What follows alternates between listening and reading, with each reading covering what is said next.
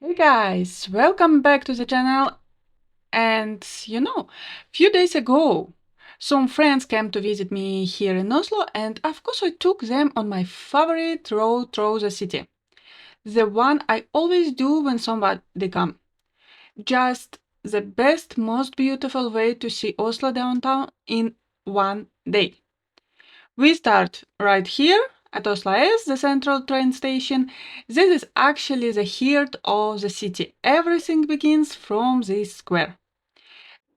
And the first thing you notice right away, this big tiger sitting here on the square. His name is just the tiger, Oslo symbol. The city has a nickname, Tigerstraden, Tiger City. And the story behind it is actually really interesting. The name comes from a famous Norwegian poet, Bjørnstjerne Bjørnson. In 1817 poem, he wrote about a fight between a horse and a tiger. The horse represents the safe, calm countryside. The tiger represents the city. Wild, dangerous, exciting country. People coming to Oslo for the first time would say it left a mark on their soul, like a tiger. So when Oslo celebrated its 1000-year anniversary, yeah, not young city, in the year 2000, the city wanted a tiger as a gift. And that's exactly what they got, this 4.5-meter bronze tiger made by artist Elena Engelsen, donated by a local company. It's been sitting here ever since. Okay, from here we go straight forward toward the water, and on the way something I always show to new people. Look at this building right here. This is a Deichman, Oslo Main Public Library. I know, library doesn't sound exciting, but in Norway a library is a completely different thing than what you might imagine. In Norway, libraries have a very special place in social life. The weather is not always great. Surprise, surprise. So people need good places to meet, hang out, study, think, work. And the library here is exactly that. It's not just books. There are government services, industry, official meeting, community events, workshops, cinema, music, studios, kids areas. People come here for everything. It's generally one of the most used public buildings in the whole city. And this building opened in 2020 and immediately won the award for the best public library in the world. The whole design is built around light. Big light shafts going through the middle, and the top floor floats out over the street below, almost 20 meters in the air. No columns underneath, just hanging there. I'm going to make a full separate video about this place because it's really deserve it. But there is one thing I have to tell you about right now. It's called the Future Library. On the top floor of this building, there is a special room called the Silent Room. And inside that room, in glass doors, there are manuscripts, secret book written by some of the most famous authors in the world. Margaret Atwood, David Mitchell, Han Kang. Every year, one author writes a completely new text and looks it away here. Nobody can read it, nobody knows what is inside, no their editor, not their family, nobody. These books will not be opened until the year 2114. 2114. 100 years from now. And when that day comes, they will be printed on paper made from 1000 trees that are growing right now in a forest outside Oslo. 3 that were planted specifically for this project in 2014. Think about that for a second. Someone planted these trees so that books can be printed on them in 100 years. That's Norway for you. And here we go. The Opera House. This is one of my favorite spots in whole city. Not because the opera itself, I mean, we can go inside another time, but because of the roof. You can just walk up there, anyone, anytime for free, and the view from the top on a clear day, you can see the whole Oslo Fjord, the hills, everything. It's stunning. The building was designed by Norwegian architect Snow Hella, and they had one idea in mind: an iceberg. The whole shape, the white marble, the way it comes out of the water, it was built look like a piece of the ice floating in the fjord. And honestly, it really does. And while you're up here, look down at the water. You will see something strange floating there. Yeah, do you see that? That big glass and still things floating in the fjord. People always ask me, what is that? Is it sailboat, greenhouse? It's a sculpture. It's called She Lies by Italian artist Monica Bovinci. And yes, it's also an iceberg. Same idea at the Opera House. It flows on a concern platform and actually turns slowly with the wind and tides every time you see it. It's a slowly different angel. It was inspired by 19th century painting called The Sea of Ice, a big dramatic painting of a ship coasted by Arctic ice. Pretty intense for something that just sits quietly in Oslo harbor.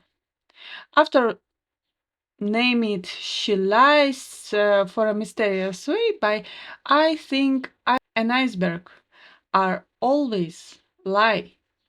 It's so big difference between how big it is and how much do you see. Okay, so now we come to one of my favorite local tips, and most tourists completely miss this. This is the Munch Museum, the biggest Edvard Munch collection in the world. Yes, that's a guy who painted The Scream. And yes, the full collection is here, but today I'm not taking you inside to see the art. I'm taking you to the roof. Here is the trick.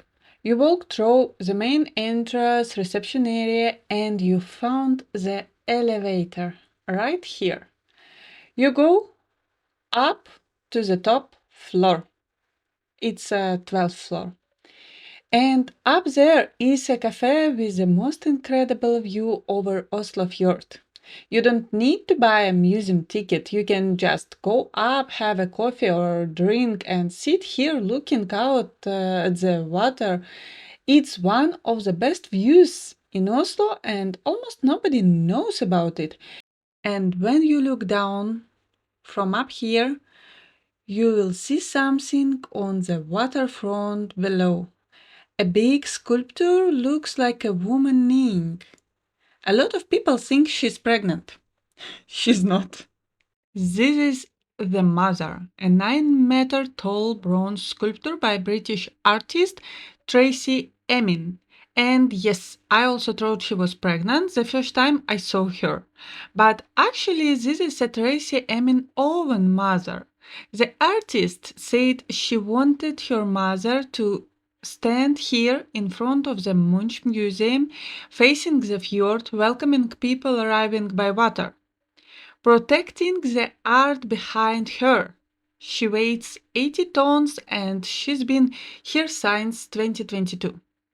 She's sitting at ground level in a small flower meadow, not on a pedestal like most monuments. Tracy Emin said that was international. This is a monument to ordinary motherhood, not to heroes of king. Okay, if you get a good weather, you can take a walk on that side and visit Bjorka. We don't going there anyway today. It's not nothing so special to see there. And on upper side, you can see funny things. Oslo public saunas, like spa, but more tourists use it as a possibility to swim in Oslo Fjord. But we start making our way back towards the train station, and from there we go straight into Karl Johans Gata, the main street of Oslo. About 1 kilometer long, car free, and it connects the train station on the end with the Royal Palace on the other. This street was built in 80th centuries and very important institution in Norway wanted to be here. The University, Parliament, National Theatre, the Grand Hotel, they all choose this address. The one local historian said you cannot understand Norway without understanding this street. It's where we celebrate, where we protest, where we become Norwegian together. I love that.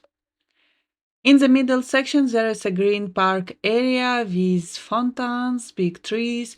In winter, those trees are covered in thousands of teeny warm lights, and the fountain area becomes an outdoor ice skating rink, very cozy, very Oslo. Yeah, and here is the National Theatre, opened in 1899, Norway's most important stage for drama. Very grand, very beautiful building. In front there is a park called Studenterlunden with fountains and big old trees. In summer people just sit here, eat ice cream, listen to street music and very alive. Outside the theater, there are statues of two most important Norwegian writers, Henrik Ibsen and Bjørnstjerne Bjørnson. Both of them basically invited modern Norwegian literature. If you studied European literature in school, you know Ibsen, and now you also know Bjørnson because he's the one who gave all Oslo the tiger nickname. And we finally coming at the top of this street, the Royal Palace. This is where the Norwegian king and queen actually live. Not just a museum, a real working royal residence. Every day at 1:30 p.m. there is changing of the guard ceremony right here in the front. If your timing is right, it's worth to stopping for. On the 13th May, Norwegian National Day, the king and queen staying on that balcony right here and wave to the parade passing below. The whole street is completely packed. Norwegians take their National Day very seriously. And around the back of Palace, the Palace Park, in summer it's full of lovers, families, people walking dogs, very peaceful. In the weather is good, don't skip this. After visiting Palace, we took a little bit back, make a round over National Museum, and you come to the Oslo City Hall, the big red brick building with the two towers. It looks quite serious from outside, and it is. Every year on the 10th of December, the day after Nobel died, the Nobel Peace Prize is awarded right here inside this building. Nelson Mandela was here, Malala was here, Barack Obama was here. The whole Norwegian royal family sits in the front row every single time. What's interesting, in the building almost didn't happen. Constitution started in 1931, but then World War II came, Germany occupied Norway, and everything stopped. It's finally opened in 1950 as a symbol that Norway survived. You can feel that in the building. It's actually free to enter every day, working day. The walls inside are covered in huge murals by Norwegian artists. The whole history of Norway painted on the walls, and you stood in the exact hall where its Nobel Peace Prize ceremony happens every December. Very nice. You may come in if it's enough time. Right next to the city hall is Bjørnov a beautiful open square on the water, and here you have two of Oslo's best museums right next to each other. First, the Nobel Peace Center.